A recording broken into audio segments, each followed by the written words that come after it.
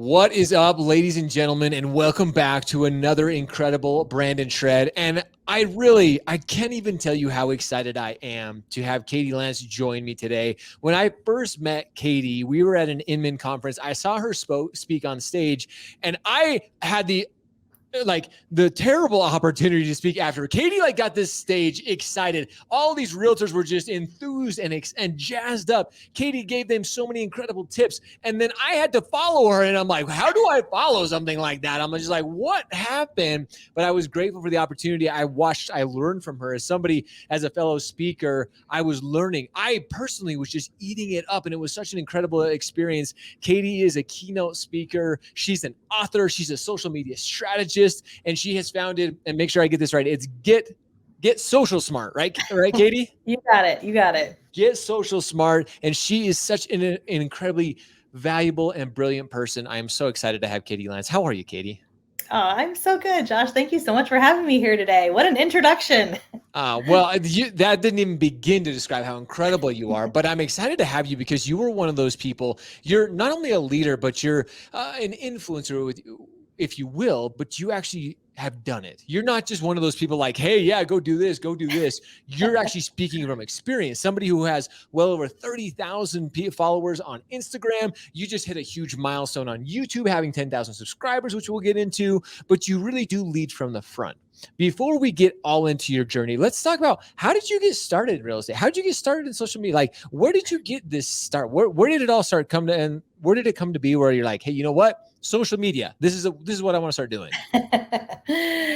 I've always been kind of a marketing geek. I've always loved marketing. Did that, many moons ago in college, and really kind of got into the real estate part of it.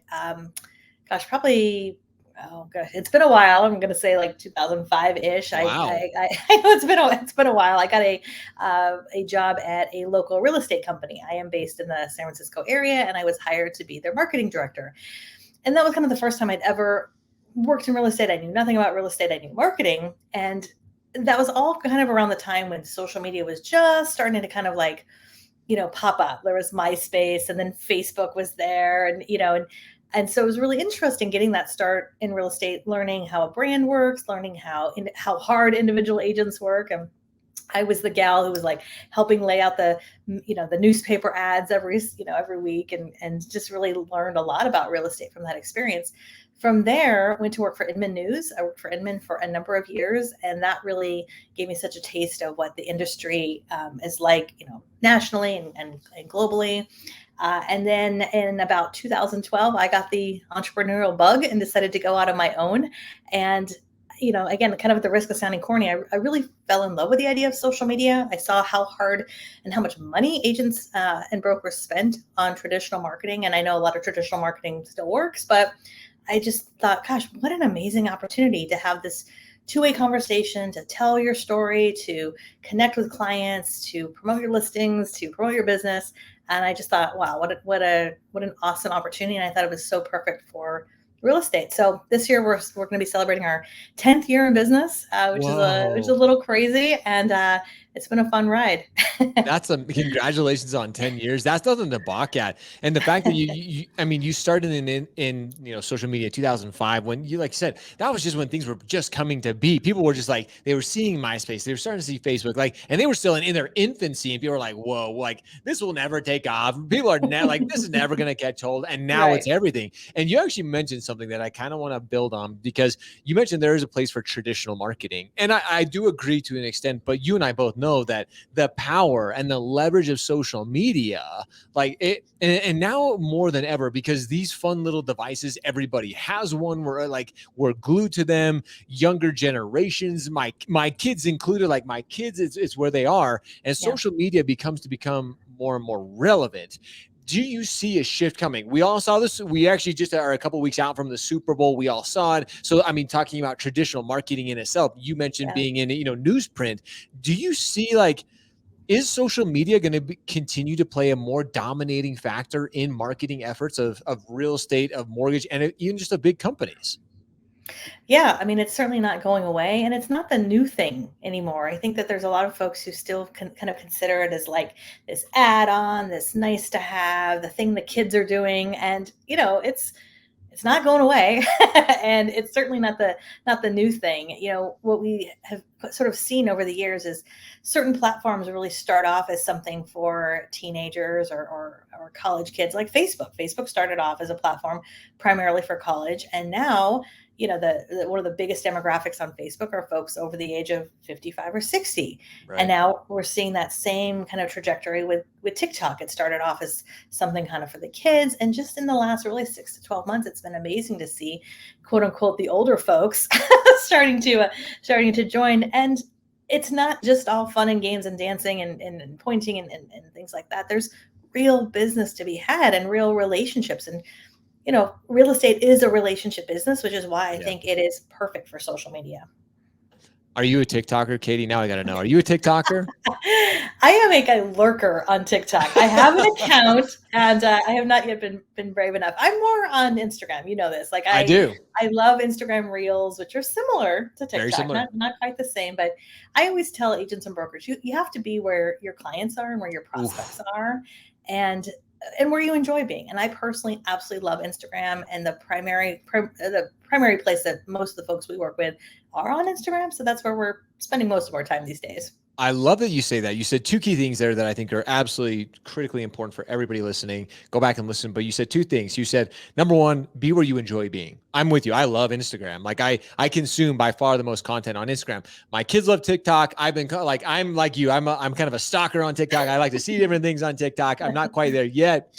But the other thing you said is you have to be able to know the platform. So number one is really enjoy it. But number two, get used to it. And especially if you're spending more time there, you're probably comfortable like, hey, will this content do well on there? And again, we all know that you have to try again and do different things to find out what content your audience is really connecting with.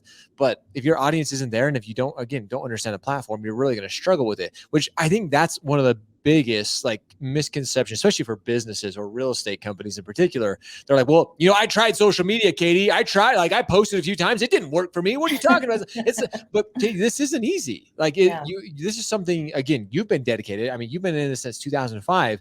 Those who are starting their journey of social media, it's got to be they've got to be dedicated. And it's something what I love about your content, Katie, and I mean this from the bottom of my heart, is you enjoy it. You watch your content. Like I watch you, when I pull you up on Instagram and I'm like, she just loves what she does. Like she loves this. She enjoys what she's doing. Yeah. And again, your energy, your excitement, your enthusiasm, it just comes from you. And you and I talked about this. Being in person is one thing, but then creating content where you can actually feel that same that relationship that we share via social media. That's what I mean is leveraging social media is such a powerful platform, and you've done it so well. So let's talk. I want to talk Instagram because again, this is kind of your baby. You've done so well here. When did you how did you know what content? Again, real estate has kind of been your forte, your niche, being it with Inman. But when did you realize that Instagram was the platform you really wanted to focus on? I've been on Instagram a long time. I mean, probably since the beginning when it was just pictures and 15-second videos, back in the day when that's all it was, super simple. And now there's stories and reels and Everything. I do live, all this kind of stuff. It was probably a couple of years ago, maybe a year and a half, 2 years ago, where it was. I think part of it was a little bit of the shift we saw in Facebook. Facebook is still the primary platform for a lot of folks. A lot of the people that we interact with are still very active on Facebook. We have a private Facebook group for our Academy members, and so it's still an important place. But we also saw, I think, especially over the last few years, there's just been, just politics and just a lot of the, kind of challenges that have happened in our country in the last, couple of years or so. I think people tended to move away a little bit from Facebook and gravitated more toward Instagram because it's pretty pictures and fun videos, and it was just not as much noise as I think a lot of people were experiencing on Facebook. So that was probably a big, I would say, over the last few years, especially during the pandemic, really, just being able to kind of lean into that. And also I would just say just the engagement that happens, over the last 2, 3, maybe even 4 years, but really over the last couple of years, the amount of connection that happens on Instagram, it's similar to how Facebook used to be, as far as the interactions that can happen. And so, and that happen organically, without even spending money on ads or boosts or anything like that. So, it's pretty amazing. But like you said, you've got to put in the effort. You have to show up.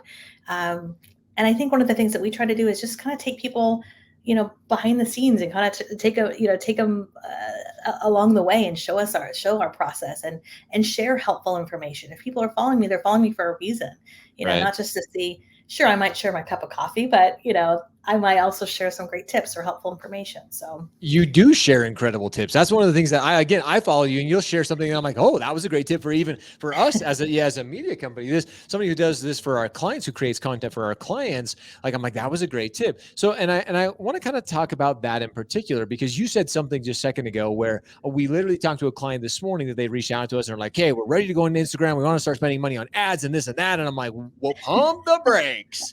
whoa, Easy whoa, there. Like, whoa. whoa. Hold on. I appreciate your excitement for this, Right, but for those, especially when it comes to a personal brand or when it comes to start creating, even for a business, like, you have to walk before you can run. And so absolutely. let's kind of dive into that a little bit more. If there's a company in particular, or if there's even like an individual, I would recommend, and I want to know your thoughts on this, is like, you got to just start creating content. Again, know Mhm. what your audience is looking for. Maybe find some influencers like yourself or other people who have been doing it for a while, learn from them, but don't just jump into the deep end, and don't just be like, hey, I'm going to throw money at this, right? We don't want to go there. Right. Yeah, and I think it's an easy sort of knee jerk reaction. We saw this again sort of back in the day with traditional media. It's like, let's, send out 10,000 postcards. Let's do like 6 full page ads. And it's like, that's not always the solution. I mean, yes, they can work, but I think coming from a place of, who do you want to work with? Mm. Who do you really love to work with? Like the people who call you and you just can't wait to talk to them versus the people who call you and go and you think, oh my gosh, do I have to take that call? So, Yep. and we find, and you probably see this too, like the agents and brokers that get the most business, especially from social media, they really lean into who they are and who they're not, which that's it's, for some people that feels like a little like, well, what does that mean? That's like really kind of touchy feely. I mean, basically what that means is when you're sharing information, it's not just information for the sake of information. It's sharing information with your opinion, your Mm. personality, a story, an analogy. It's not just the facts. Anybody can find facts anywhere, but Sure. just kind of leaning into that and figuring out who do you want to work with. And also, I would say taking a step back and thinking about your overall content strategy, because social media, as much as I love it, social media is rented ground. Oof. We don't own it, right? And so I always advise agents and brokers and honestly anyone else for business is like, take a step back. Let's look at your content strategy. Is there pillar content that you could create, questions you get asked all the time, topics that come up time and time again?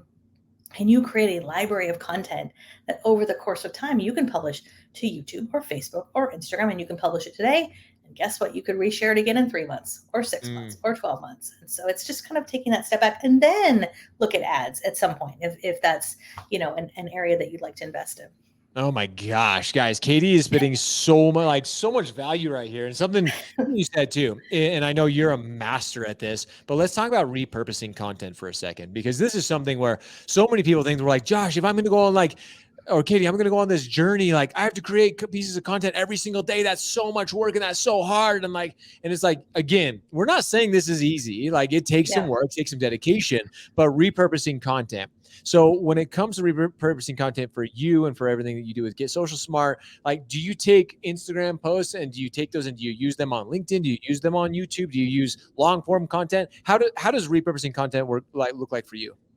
Yeah, I mean, we all of the above. And when I first started, it was just me, myself, and I. And as you grow and your team grows, we've been fortunate enough to, now we have some folks on our team who help with the process, and we've got some video editors and some folks who kind of help with some of the heavy lifting. But I think whether you are a solo business owner or you've got a team, there's always a place. You can always start somewhere, and we really start kind of at the top where we think about, is there a pillar content plan that we can put together where and what we do honestly is we sit down at the end of the year and we go through all the questions I've been asked, content that comes up time and time again. I look at my analytics, like what type of content performed really well over the last year. And then we figure out basically a 52-week content plan. And what that looks like is one video every week and actually it's 50 weeks because I take the last 2 weeks off, but 50 weeks. And we map all of that out. And so those 50 weeks of content I know are going to be usually like 3 to 5 minute videos, which each one of those videos could get sliced and diced into 3 or 4 little Instagram clips. They could get turned into quote graphics. They can get transcribed, turned into blog posts. And yeah, we're publishing not just like spray and pray. It's not like publish it and like spray it everywhere. Right. But, we'll publish it on YouTube on a Wednesday. Maybe we'll share it again a couple weeks later. We'll kind of pull out another little quote, share it, a couple weeks after that. And so it kind of starts at the top with that content plan, if you will. And then I break it down even further, and I batch create a lot of my content. I set aside a couple hours every single month, usually like 2 or 3 hours every month to sit down, and I batch like 4, 5, 6 videos all in one shot. Wow. So there's kind of a whole process behind it. It sounds like a lot, but once you get it into a system, it makes a huge difference. So. I say, once you kind of figure your rhythm out, and I think that's what most people struggle with, is trying to find that rhythm, that cadence of like what actually works for them. And I tell people too, like, you have this incredible strategy. You have this plan. You've been doing this for longer than most. But I tell people, if you don't have like a set like plan or strategy of how you're going to create content, like I said, batching it. I think we do the same thing here at Shred. We batch it. Like, we try to put it all together so we can actually, again, we can have a, like, we're not just, flying by the seats of our pants. And like, hey, what content? What content? I think that's what people struggle with. Realtors, what are we brokers. Talk about? Exactly. Like, what are we going to talk about today? Like, when brokers, when realtors put themselves in that situation, that's when it becomes stressful. That's when like social media becomes really hard, is because then you're having to think of something out like right off the top of your head, and there's like, and then the content never comes out quite like you're expecting it. So it just becomes more of work than an actual like, hey, I enjoy this. I'm educating my audience, and the fact that you still do this speaks just leaps and bounds above like what type of work that you guys do, that you guys go back and you review like, hey, what did well, what did my audience really enjoy from us, and okay, they like this type of content, they like this and this, we're going to put more emphasis on this year. And people think too, they're like, well, that was good last year content wise. Like, people like, I'm sure on YouTube, and I want to get into YouTube here in just a second, but we've had videos on YouTube that are 2 years old that all of a sudden they start getting traction. It's like, whoa, wait a second, what did we do there? Like, what happened all of a sudden? So repurposing content for all of you listening, like Katie mentioned it a minute ago too. Sometimes something we posted 3 months ago we'll reuse because maybe we heard it about somebody in a group talking about it, or we heard some other influencer. So we'll be like, hey, we'll put our own spin on this. I want to talk about, let's talk about YouTube, because you hit 10,000 subscribers, which congratulations, is monumental. But you even said like, it was difficult. Like, you put some time, some effort, some resources into hitting that milestone. So the contrast between the two, like YouTube, Instagram, is there one platform that you feel like, I don't want to say the word easier, or I don't want to say like, but is there one platform that you're like, man, hitting 10,000 subscribers on YouTube was much more difficult than hitting 10,000 subscribers on Instagram? Like, share your experience with the two. Yeah, I mean, I've been on YouTube for years. I don't even know how long, and I never even. I remember back in the day, didn't even, wasn't even like a thought in my mind about like, oh, that's important, subscribers, et cetera, et cetera. And then I think as you go down this road of creating content, at least for me, I felt like, let's take a hard look at YouTube. And it was honestly probably about 5 years ago that we really took a hard look at it and said, look, YouTube is the number 2 search engine in the world. It's owned by Google. And if we're putting out content that's on Facebook or on LinkedIn, we're sharing it on Instagram, it most likely should also go on YouTube as well. And YouTube is such a different beast. You can feel like this tiny little pebble in a huge ocean on YouTube. So there's certainly, there's a lot of, kind of, I would say, trial and error. But we just really found like, hey, again, really lean into what your expertise is, pay attention to things that are working, that aren't working. There's a lot of little things behind the scenes that make a big difference, like the title of your video and making sure you've got a really robust description, and so people can contact you, and looking at your keywords. And a lot of times there's just a lot of little tweaks. I do love with YouTube, you have access to YouTube Studio, YouTube Analytics. And so I think it's really easy to be able to see, hey, this is working, this isn't working, to be able to make those adjustments. I think one thing we did really well on YouTube, especially early on, is we didn't just rely on the YouTube algorithm. I think people think, oh, I'm just gonna put stuff on YouTube and I'm gonna get a bunch of views. And I look at it as like when you first start on YouTube, you have to like put jumper cables on your channel. Like you've got to drive eyeballs. And so we would send our YouTube links to our email newsletter. We still do that every single week. We have a newsletter, and Yep. you'll always see 2 or 3 links to our YouTube videos. We pin them to Pinterest. Even though I'm not super active on Pinterest, Pinterest is a great referral driver of traffic over to YouTube. We'll share those YouTube links on LinkedIn, on Twitter. And because a lot of our YouTube content is somewhat timeless or evergreen, even though it's about social media, we'll share it today and we'll share it again 3 months, 6 months, 12 months. So we have our kind of a rotation, and we use a tool, Monday.com is kind of our preferred task management system that helps us stay organized. We've used Asana in the past also, and those are all tools that we've used just to have those reminders of like, hey, don't forget to post this again, reschedule this to go out. So not to love Monday.com, but we love it too. That's what our team uses. We use Monday.com, especially when you have a team collaborating together, putting great. content. Like it is super helpful.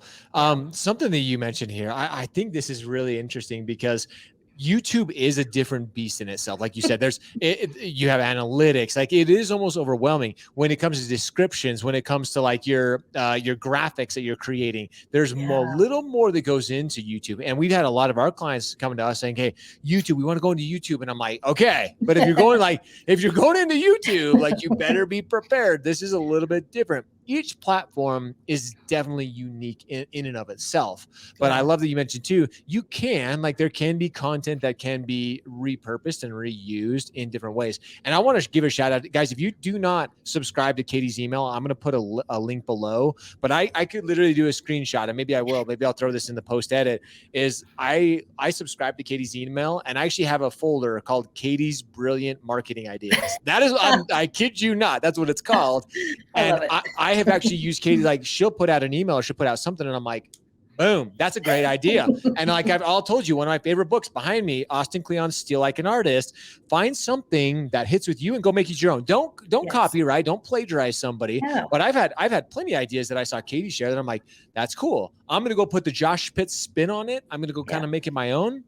But that's when it comes. That's why you need to follow brilliant people like Katie, because she will help you, especially all you realtors, you brokers out there who are starting this journey. I mean, Katie, this is what you do. Like, this is what you really help agents with. When it comes to getting social smart, you're there. Your academy's there to guide them along the way. And we'll put the link below for everybody, because if you really want to start this journey in 2022, I think, Katie, now more, let's talk about that as we start to wrap things up here. What is your opinion when it comes to social media? Some people say, oh, Josh, it's too saturated. I'm sure you heard that. Like, oh, there's too many people on it. Like, you missed your opportunity. But Katie, there's still, like, in my opinion, especially for the real estate channel, brokers and mortgage channel, like, there's still so much potential. What are your thoughts? Oh, I think there's so much opportunity. Absolutely. And, a lot of people will say, oh, well, there's so many people in my market are on social media. And my response is, but they're not you. And that's a big difference there. So, there's so much opportunity. Like you said, look at, as you look at what other folks are doing in the real estate space, if you hear an idea, you read an article, you see a video that inspires you, like you said, take that inspiration, put your own spin on it, your own opinion on it. And honestly, a lot of agents will say, oh, I don't have the time. And I often will push back and say, it may not be that you don't have the time. It may just be that you haven't made the time. Ooh. And and when something's important, especially with business, like, I don't know about you, Josh, but like, I live and die by my calendar. If it's not on the calendar, it's not going to happen. So get it on the calendar. Even if it's just, if you're really strapped on time, 10 or 15 minutes a day, start there. Start by showing up and connecting, and not just being like a drive-by liker, but actually connect and leave meaningful comments. And that small little act makes a huge difference. And then you can get into, okay, content. What is my content strategy going to be? You may not be able to post every single day. I think that's fine. I don't think you have to post every single day. I think it's more about consistency, getting yourself into a routine, and then setting aside some time of when are you going to create that content? How's it going to get repurposed? And getting yourself a plan together. It's, just kind of breaking it down step by step.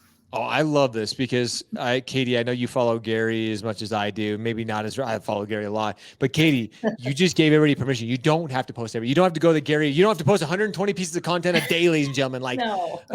I think that is a common misconception is people thinking like, oh, I have to be posting all the time. And it's like, no, no, no, no. Like, get comfortable with it first. Like, you start getting somewhere or starting somewhere first and getting content out there. And you mentioned something that I think is so incredibly relevant and so incredibly profound. Is nobody is like you. Like there's not a single there's not another Katie Lance, there's not another Josh Pitts. Even if you have even if you're in a small marketplace and you, Katie, I've heard that time and time again. Well, guys, there's too many people here. Like there's already realtors in this group commenting. It's like, yeah, but nobody's like you. Each and every one of us have a God-given talent, unique traits in our lives that we will be able to impact people's lives like nobody else, like each of us individually. So Katie, the fact that you mentioned that, it just makes me love you even more because each of us have this unique opportunity to change people's lives, whether it's just buying a home, whatever profession we're in. That's why we have such a cool, it's such an incredible opportunity for us to leverage social media because you never know whose life you're going to impact. You never know whose life you're going to touch. So get started with it, get out there. So Katie, this has been such a brilliant conversation. And as we really start to wrap things up here, I know you, again, getting social smart, you share tips all the time. Are there any tips in particular? If somebody says, you know what, this is my year, I'm going to start my journey on Instagram, I'm going to start my journey on social media this year. What are maybe just a couple tips that you would say, like, hey, if you're going to start, if this is your year, here's where to start. You kind of gave one of like, hey, get a calendar. I think a calendar, like getting it on, I think that's probably one of the most impactful. So what are a couple tips though?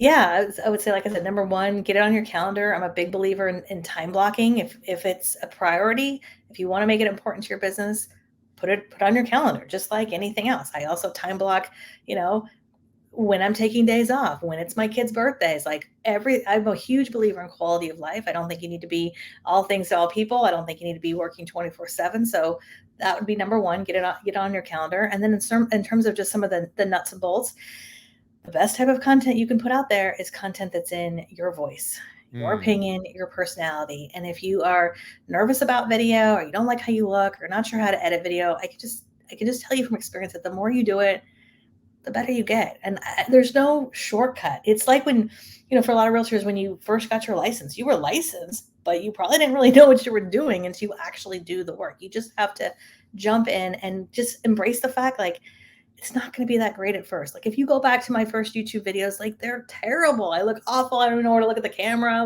It's awful, right? You just, you move forward, right?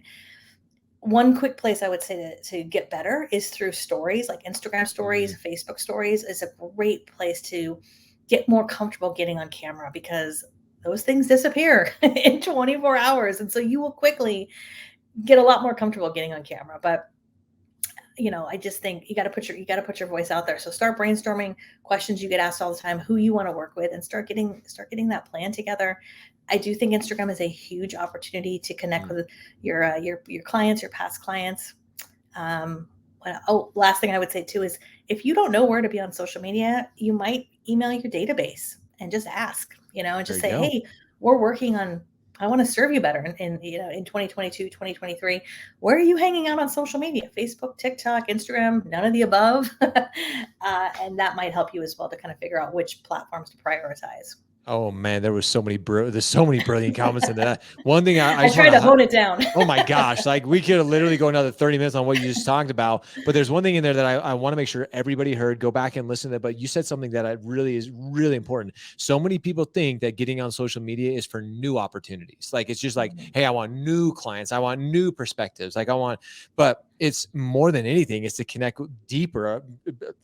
How we started this call, a more trusting and long-lasting relationship with current clients, past clients, the people you already know, who already know, like, and trust you. That's who you're really trying to talk. That should be your main focus. They're the ones who will give you, like you said, honest feedback too. They're the ones who will be the most honest with you as you're going on this journey. Plus, they'll probably be the kindest too. You and I know that it can be a dark world of social media. You get trolls, you get some difficult people out there. Start with the people who know, like, and trust you in the beginning. Start building with them, and they will support support you as you grow and as you continue to put out content. So Katie, that was brilliant. This has been absolutely amazing. You are phenomenal. And again, I appreciate you taking time out of your busy day to come share with us. But what we want to do to end this show is we always do. And again, I love this because it's a surprise to Katie. She doesn't know, but we're going to end this Brand+Shred with our good friends over at Poddex. We're not sponsored. I always tell we're not sponsored, but if you ever need ideas for a good podcast or a good show, check out Poddex. They have some great card decks and they can give you some sessions, but it lets us get to know lets us get to know Katie a little bit better. So we're going to get to know Katie a little bit here. So Katie, we've got 3 random questions. We got all the cards here. We just pull 3 at random and we're going to fire away. You ready? I'm ready, I think. I was going to say, this is the funnest part. Okay. Question number 1. What would, there you go. This is like perfect. What would you do with an extra hour in a day? What would I do with an extra hour? Oh gosh, this may not be the most exciting answer. I'd probably take a nap. Oh my, 100%. I am with you. Like just a quick little power nap. And I'm like, I think people are always against. They're like, oh, you're lazy. I'm like, no, I got to reinvigorate. Yeah. Exactly. Like just give me like an hour to kind of close my eyes, like relax a little bit. That's going to help me be focused and motivated for the rest of the day. I love that. I'm 100% in with you on that, Katie. All right. Question number 2. This is a fun one. What do you consider yourself an expert at? Funny you should ask that. Probably social media. Imagine that, right? Imagine that, yes. I have learned to lean into that. Like, look, lean into, what you love, what your passion is, what your expertise is. And I would say, again, this is coming from somebody who we digest a ton of content. Katie, guys, she is a master of this. She's incredibly talented with this. She is an expert. So again, go follow her on socials. We'll have her socials below. Last one. What is the main quality you think? This is being, I know you're a mom. What is the main quality you think makes a great parent? Oh, that is a good question. Main quality that makes a great parent. Probably listening. I think that's probably a big skill. As my kids are getting older, I have an 11-year-old and 14-year-old.